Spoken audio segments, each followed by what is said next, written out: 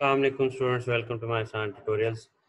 दोस्तों, introduction to computing lecture series में आज हमारा जो नेक्स्ट लेक्चर है, टॉपिक है वो कंप्यूटर्स की टाइप्स के ऊपर, कैटेगरीज के ऊपर है। लास्ट टाइम जो हमारी डिस्कशन थी कि what is internet, internet work कैसे करता है, नेटवर्क क्या होता है, कम्युनिकेशन कैसे होती है और डिवाइसेस जो हैं कंप्यूटर के बेसिक्स कौन कौन से हैं, और उसमें कम्युनिकेशन डिवाइसेस की डिटेल्स को फर्दर हमने आगे बढ़ा के इंटरनेट की वर्किंग तक हमने डिस्कस किया। उसके बाद फिर वेबसाइट क्या होती है, डब्ल्यू क्या होता है, प्रोटोकॉल्स क्या होते हैं, कुछ फेमस प्रोटोकॉल हमने डिस्कस किया। फिर ये एक ब्लॉक डायग्राम के थ्रू हमने चेक किया था कि कैसे एक जो है ब्राउज़र पे हम कोई चीज़ टाइप करते हैं और वो फर्दर मूव करते हुए सर्वर से डाटा लोड करके आपके ब्राउज़र पे वापस दिखा देते हैं। तो दोस्तों, नेक्स्ट हमारी जो डिस्कशन है वो सपोज इंटरनेट यूजेस के ऊपर है कि इंटरनेट का इस्तेमाल क्या है। जैसा कि कम्युनिकेशन हो गई, हम कोई भी ईमेल करते हैं, व्हाट्सएप यूज़ करते हैं, या फिर वीडियो कॉल हो, ऑडियो कॉल हो, जितने भी हमारी कम्युनिकेशन की एक्टिविटीज़ है, कोई फाइल सेंड करना हो, रिसीव करना हो, ये सारी की सारी इंटरनेट के इस्तेमाल में ख़ास क्या था कि कम्युनिकेशन की कैटेगरी में आ जाती है। एक बहुत बड़ा एडवांटेज हमारा इंटरनेट का कम्युनिकेशन है।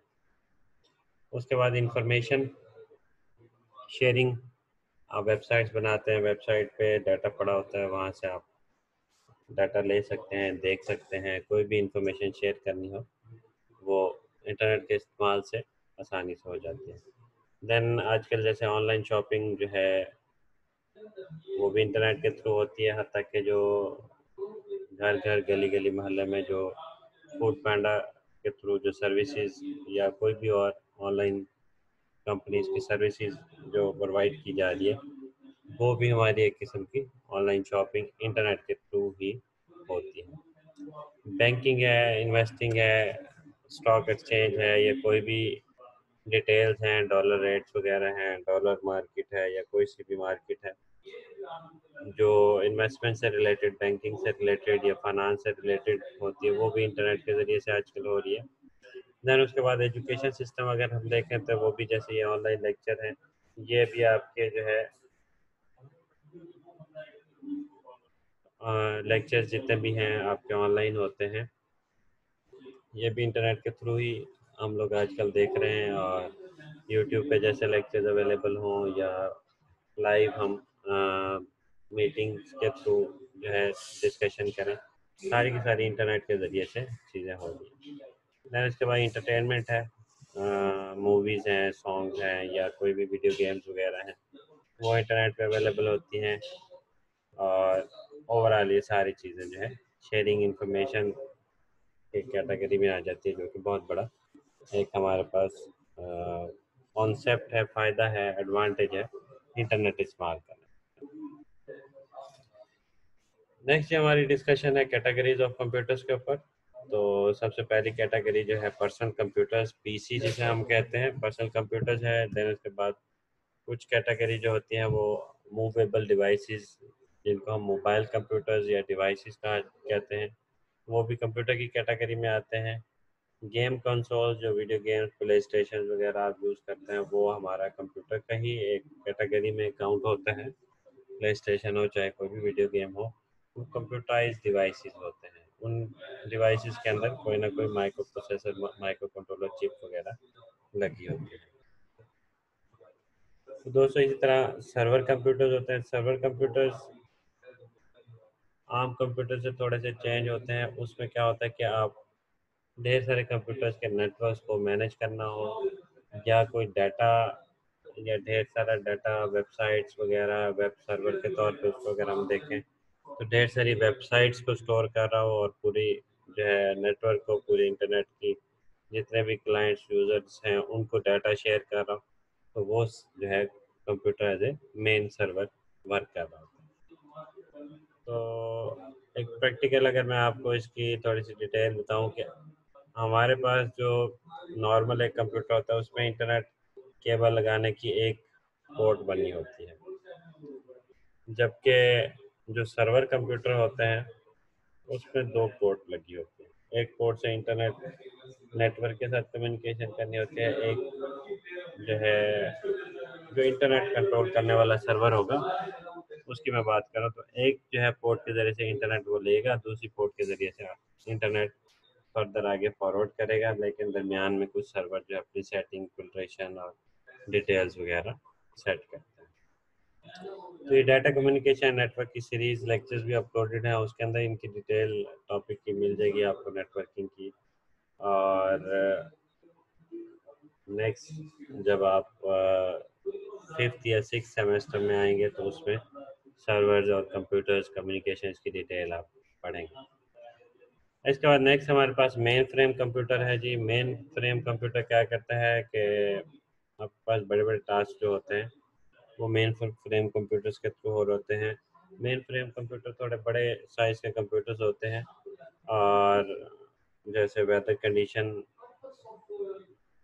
बहुत बड़ा डाटा पूरी दुनिया से आ रहा होता है, उस डाटा को प्रोसेस करना, उसको रिकॉर्ड करना, उससे रिलेटेड कोई जो डिसीजन लेना, तो बिग डाटा एनालिसिस वगैरह जो हो रही होती है वो मेन फ्रेम कंप्यूटर्स वगैरह के थ्रू हो रही होती है। अभी नेक्स्ट स्लाइड्स में ये सारे कंप्यूटर्स की फर्दर डिटेल्स भी देखते हैं। देन उसके बाद सुपर कंप्यूटर होता है। सुपर कंप्यूटर जो है वो बहुत ज़्यादा फास्ट कंप्यूटर को जो है सुपर कंप्यूटर कहा जाता है।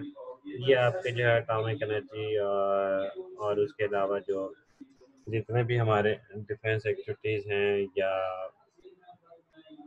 हाई इंटेलिजेंट एक्टिविटीज़ वाले जो ज़रूरियात होती है वो सुपर कंप्यूटर्स के थ्रू फुलफिल की जाती है।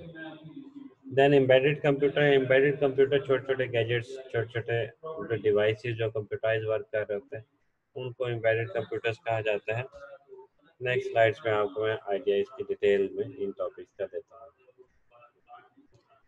पर्सनल कंप्यूटर एक यूज़र नॉर्मली इसको इस्तेमाल करता है, विंडोज़ ऑपरेटिंग सिस्टम उसमें इंस्टॉल कर लें, चाहे मैकिन्टॉश इंस्टॉल कर लें। जो एप्पल कंप्यूटर्स होते हैं उनमें मैक ऑपरेटिंग सिस्टम इंस्टॉल होता है, और जो हमारे पास पर्सनल कंप्यूटर्स होते हैं विंडोज़ ऑपरेटिंग सिस्टम उनमें इंस्टॉल होता है।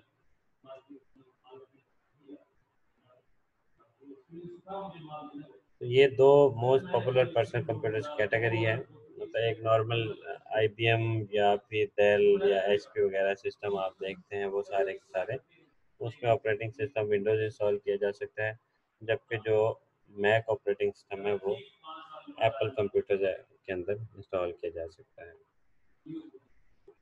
मोबाइल कंप्यूटर में हमारे पास नोटबुक हो गया, लैपटॉप्स हो गए, टैब्स जिन्हें हम टैबलेट पीसी कहते हैं, स्मार्टफोन्स, मोबाइल फ़ोन्स वगैरह जो हम कंप्यूटराइज एक्टिविटीज़ सारी परफॉर्म कर लेते हैं आजकल मोबाइल पे भी। तो ये भी एक कंप्यूटर की कैटेगरी है। मोबाइल का जो वैसे लफ्ज़ी मीनिंग है वो होता है मूवमेंट या मोशन, या एक जगह से दूसरी जगह मूवमेंट को कहा जाता है। तो आपके जो भी डिवाइसेस आप जिसको मूवेबल कह सकते हैं, एक जगह से दूसरी जगह आप लेके फिरते रहें, उन डिवाइसेस को कंप्यूटराइज डिवाइसेस को हम मोबाइल कंप्यूटर्स की कैटेगरी में काउंट करते हैं। इसी तरीके से दोस्तों जो प्ले स्टेशन के हवाले से कंप्यूटर जो वीडियो गेम प्लेयर्स वगैरह आपको आइडिया दिया, वो सारे हमारे गेम कंसोल्स कैटेगरी में आते हैं। ये भी कंप्यूटर ही होते हैं। Mobile computing device is design for single player और multiple multiplayer video game activity, तो उसको हम गेम कंसोल कैटेगरी में काउंट करते हैं। देन इसके बाद सर्वर कंप्यूटर्स के हवाले से मैं बता रहा था, जैसे गूगल हम यूज़ करते हैं, www.google.com जब हम ओपन करते हैं उस पर कोई भी कीवर्ड लिखते हैं और इंटर प्रेस करते हैं तो वो डाटा जहाँ से भी आ रहा होता है तो वो बैकएंड पे गूगल वालों के सर्वर पे ढेर सारा डाटा स्टोर होता है, और सर्वर रूम के डिफरेंट हार्ड डिस्क वगैरह से वो डाटा सारा का सारा लोड होकर हमारे पास शो हो रहा होता है। What types of servers are there? A server controls access to network resources and provide centralized storage. तो कुछ स्टोरेज की फैसिलिटी प्रोवाइड करना या नेटवर्क वगैरह के रिसोर्सेज को शेयर करना, एक्सेस करने के कंट्रोल प्रोवाइड करना, एक कैटेगरी ये हो जाती है। दूसरी जो है मेन फ्रेम कंप्यूटर, वो भी एज ए सर्वर के तौर पे काम कर सकते हैं। Very powerful expensive computer that supports thousands of computers. ये बहुत बड़ा नेटवर्क, कंप्यूटर नेटवर्क को हैंडल करना जो है वो सर्वर कंप्यूटर का काम होता है। जो सुपर कंप्यूटर होता है वो भी as a server activity perform कर सकता है। तो fastest, most powerful, most expensive computer है use for application requiring complex mathematical calculations. तो जैसे मैं आपको बता रहा था, एटॉमिक एनर्जी हो या फिर कोई भी ऐसी बड़ी बड़ी कैलकुलेशंस, या जैसे नासा वगैरह के जो सैटेलाइट वगैरह मूव करने होते हैं, तो उनकी एक एक सेकंड, एक एक नैनो सेकंड की कैलकुलेशन जो है वो बहुत ज़रूरी होती है डिसीजन लेने के लिए। तो उस तरह के डिसीजंस के लिए जो कंप्यूटर यूज़ होता है वो सुपर कंप्यूटर कहलाता है। सुपर कंप्यूटर या किसी कंप्यूटर के फास्ट होने का क्या मतलब है? उसका मतलब यह है कि माइक्रो प्रोसेसर बहुत हाई स्पीड वाला हो, और उसके अंदर जो भी कंडक्टर्स या केबल्स लगी हो वो बहुत हाई स्पीड हो, हीट अप ना हो, डाटा ट्रांसफ़र होने में रेजिस्टेंस क्रिएट ना हो। तो उसकी एक फेमस एग्जांपल ये होती है कि आप वायर्स को हीट होने से बचाना चाह रहे हैं, तो उसका तरीका ये होता है कि आप अच्छे वाला कॉपर लगाएं, या कॉपर की बजाय उससे भी ज़्यादा अच्छा तरीका ये है कि आप गोल्ड की तारें, सोने की तारें जो है वो इस्तेमाल करें। उससे क्या होगा, रेजिस्टेंस बिल्कुल कम हो जाएगी और आपका डाटा बहुत फास्ट मूव करेगा। दोस्तों उसके बाद एम्बेडेड कंप्यूटर्स की एक कैटेगरी है। एम्बेडेड कंप्यूटर बेसिकली एक ऐसा कंप्यूटर होता है जो स्पेसिफिक टास्क परफॉर्म कर रहा हो। ढेर सारे टास्क उसने नहीं करने होते, सिर्फ एक या दो काम करने होते हैं। जैसे हमारे पास माइक्रोवेव ओवन घरों में हम देखते हैं, तो वो हमें सॉन्ग्स, गाने वगैरह, वीडियो वीडियो प्ले करके नहीं दिखाता, बल्कि सिर्फ जो ही हम बटन क्लिक करते हैं तो ओवन जो है प्लेट को घुमाता है, हीट जनरेट करता है, खाना गर्म करके देता है। तो उसका प्लेट को घुमाना और हीट जनरेट करना, बस ये एक दो स्पेसिफिक काम करता है, इससे ज़्यादा काम नहीं करता। तो उसके अंदर जो माइक्रो प्रोसेसर लगा होता है, उसको माइक्रो कंट्रोलर कहा जाता है। तो छोटी सी चिप होती है जो एक दो टास्क परफॉर्म कर रही होती है। तो उस चिप के थ्रू स्पेसिफिक टास्क जो परफॉर्म हो रहे होते हैं, तो ओवरऑल उसका जो कंप्यूटिंग डिवाइस को हम एम्बेडेड सिस्टम कह सकते हैं। तो इसी तरीके से अगर आपको कुछ थोड़ा सा जहन में ये हो कि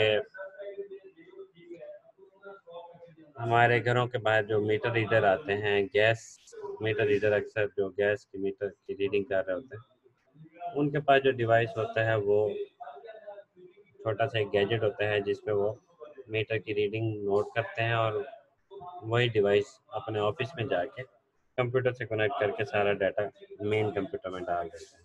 वो गैजेट या डिवाइस है, या पीडीएस वगैरह जिसे कहा जाता है, वो हमारे पास स्पेसिफिक टास्क परफॉर्म कर रहे होते हैं, वो एम्बेडेड कंप्यूटर्स कहलाते हैं।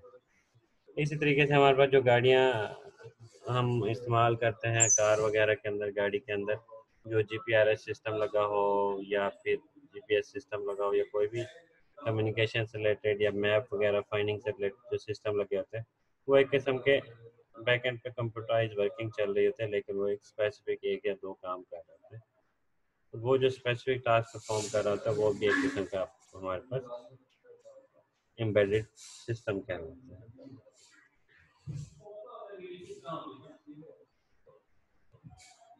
अब यूजर्स के लिहाज से अगर कंप्यूटर की कैटेगरीज को देखें तो किस किस्म के यूजर्स अवेलेबल हैं जी। एक होम यूज़र होता है जो कि पर्सनल कंप्यूटर जैसे इस्तेमाल करता है, और होम एक्टिविटीज या छोटे मोटा जो इंटरटेनमेंट की एक्टिविटीज़ करनी हो उसके लिए जो कैटेगरी हम कहेंगे वो होम यूज़र की कैटेगरी होगी।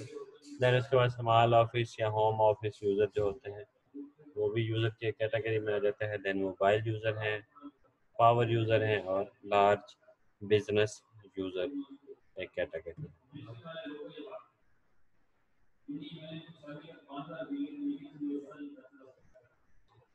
तो ये आप डायग्राम में देख सकते हैं कि छोटी मोटी जो एक्टिविटीज़ घर बैठे करनी हो, कोई वेबसाइट सर्चिंग करनी हो, या कोई भी डिटेल्स वगैरह सर्च करनी हो, कम्युनिकेशन करनी हो, इंटरटेनमेंट गेम्स वगैरह प्ले करनी हो, तो वो होम यूज़र ये सारी एक्टिविटीज़ परफॉर्म कर सकते हैं। और कोई भी फाइनेंशियल मैनेजमेंट है, वेब एक्सेस, कम्युनिकेशन का करना, ये सारी होम यूज़र कैटेगरी है।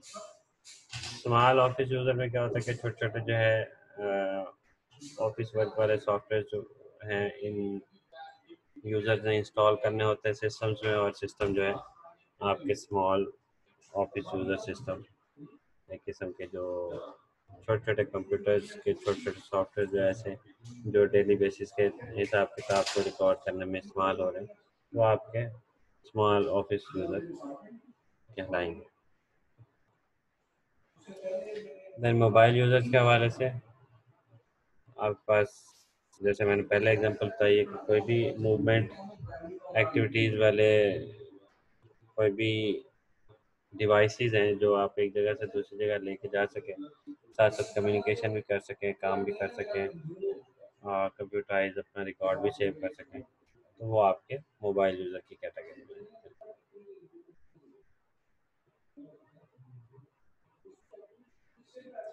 लार्ज बिजनेस यूज़र क्या होता है जी? What are the needs of large business user? Payroll management, inventory management, और पूरा बैंकिंग सिस्टम जैसे बड़े बड़े होते हैं, ई कॉमर्स है, और सॉफ्टवेयर डेवलपमेंट वगैरह एक्टिविटीज़ हैं, या बड़े बड़े सॉफ्टवेयर हाउसेज में जो कंप्यूटर्स के जो यूज़र होते हैं वो आपके लार्ज बिजनेस यूज़र कैटेगरी में काउंट होते हैं।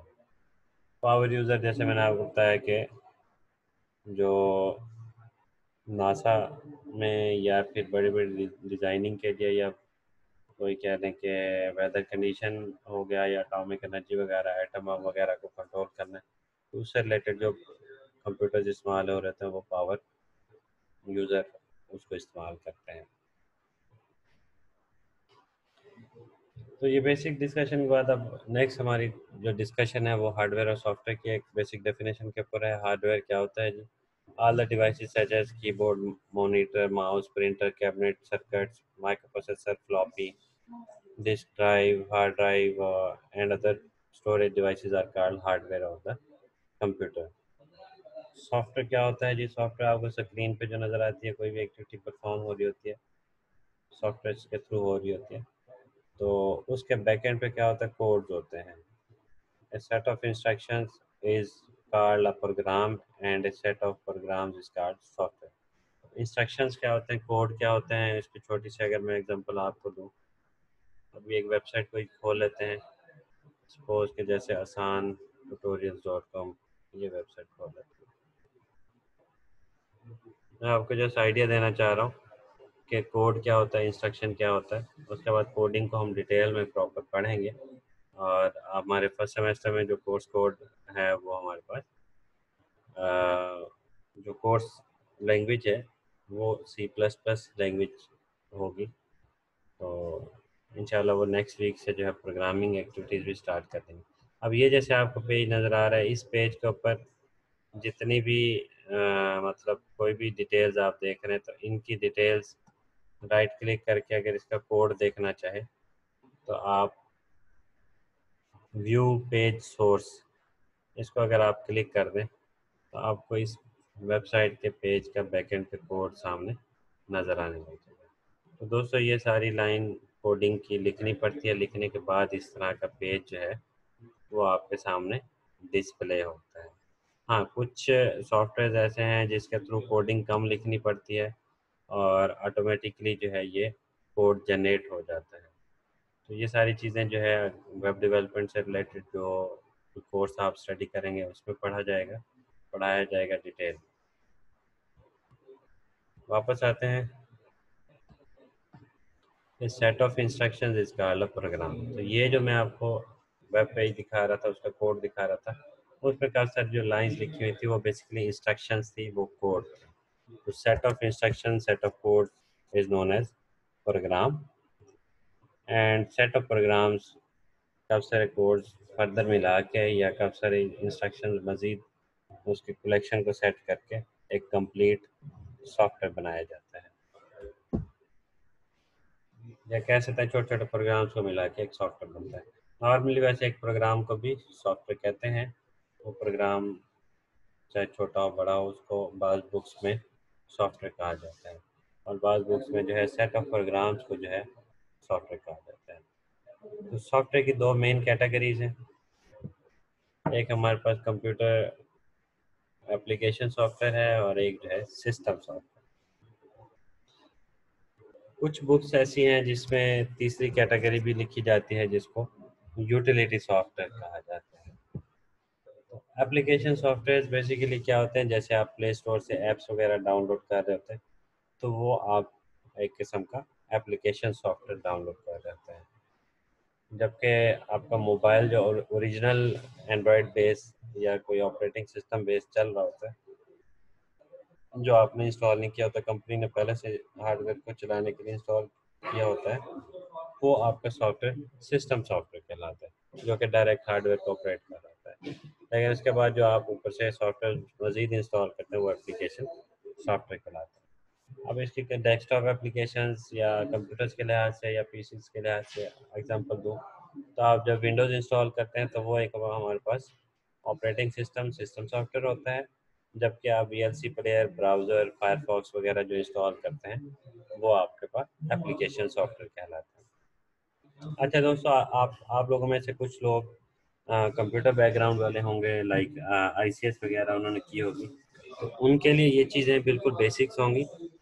तो लेकिन क्योंकि हमने कोर्स करिकुलम को फॉलो करना होता है, जो हायर एजुकेशन की तरफ से कोर्स आउटलाइन दी होती है उसको भी फॉलो करना होता है।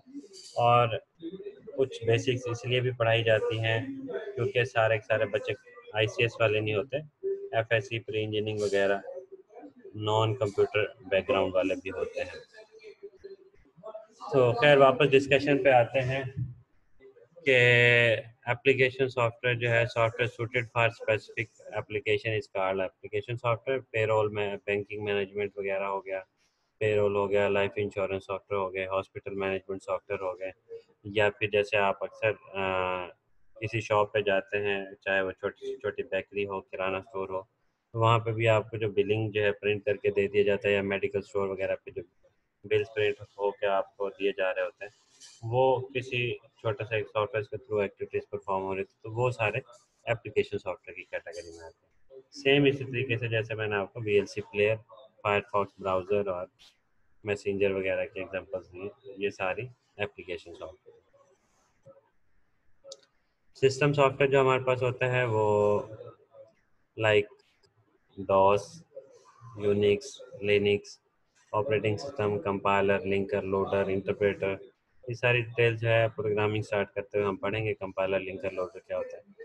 और विंडोज़ ऑपरेटिंग सिस्टम हो गया, चाहे मैक ऑपरेटिंग सिस्टम हो गया, ये सारे सिस्टम सॉफ्टवेयर कहलाते हैं। Programs that control and direct the operation of computer hardware are called as system software. एक जो तीसरी कैटेगरी वो यूटिलिटी सॉफ्टवेयर की है, वो जो है बुक्स में डिस्कस की जा रही होती है। तीसरी कैटेगरी बुक्स में सिर्फ दो कैटेगरीज होती है। वो नॉर्मली जो ड्राइवर्स वगैरह होते हैं, ड्राइवर सॉफ्टवेयर हो या डेटाबेस से रिलेटेड जो सॉफ्टवेयर वगैरह होते हैं, उनको यूटिलिटी सॉफ्टवेयर की कैटेगरी में काउंट किया जाता है। दोस्तों, जो नेक्स्ट हमारा टॉपिक है ये बहुत अहम टॉपिक है, ये ऑन कैंपस क्लासेस के दौरान इसकी डिटेल भी हम डिस्कस करेंगे और इससे रिलेटेड वीडियो लेक्चर भी मैं अपलोड कर दूंगा। वो है data presentation and digital electronics से रिलेटेड, कि कैसे आप कि जो है हार्ड डिस्क के ऊपर डाटा स्टोर होता है, सीडी डीवीडी में हमें जो ब्लैंक वाली सीडी डीवीडी होती है उसमें हमें डाटा नज़र नहीं आ रहा होता, या फिर जब डाटा राइट कर लिया जाता है तब भी कुछ नज़र नहीं आ रहा होता, कुछ चेंजेस होती हैं नहीं होती, या डाटा स्टोर कैसे हो जाता है। सीडी में हमारे पास 700-800 MB का डाटा स्टोर होता है, डीवीडी में 4 GB 4 GB तक का डाटा स्टोर होता है। ये क्या डिफरेंसेस है, कैसे डाटा स्टोर हो जाता है, फिर डाटा को डाटा क्रैश हो जाना क्या होता है, डाटा जो है रिकवर करना क्या होता है, डिलीट करना क्या होता है, इससे रिलेटेड डिटेल कॉन्सेप्ट जो है डिस्कस करेंगे नेक्स्ट लेक्चर्स वगैरह में। और यूएसबी के अंदर डाटा स्टोर जो है वो कैसे हो जाता है, डिलीट कैसे हो जाता है, वही डाटा हार्ड डिस्क पे होता है, वही डाटा यूएसबी में भी उसी स्टाइल का सेव हो जाता है। और सीडी की शक्ल यूएसबी की शक्ल से चेंज होती है, लेकिन डाटा सेम कॉपी पेस्ट हो सकता है। तो ये सारे डिटेल्स जो है डाटा प्रेजेंटेशन, और कंप्यूटर कैसे 1010 को रीड करता है, समझता है और डाटा को कंसीडर करता है, ये डिटेल्स जो है इंशाल्लाह नेक्स्ट लेक्चर में डिस्कस करेंगे। तो देखते रहें आसान ट्यूटोरियल्स। थैंक यू, अल्लाह हाफिज़।